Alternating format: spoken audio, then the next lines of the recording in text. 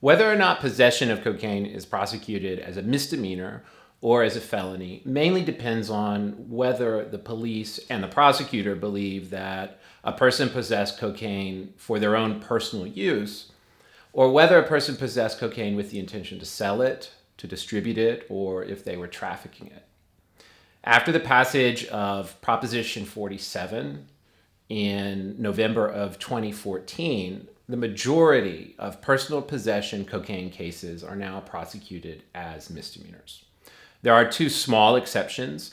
If the defendant has a violent criminal prior conviction, or if the defendant has a prior conviction for a serious sex offense, then the prosecutor does have the option to prosecute personal possession of cocaine as a felony. And the sentencing would be in the low term, 16 months, in the midterm, 2 years, and in the high term, 3 years.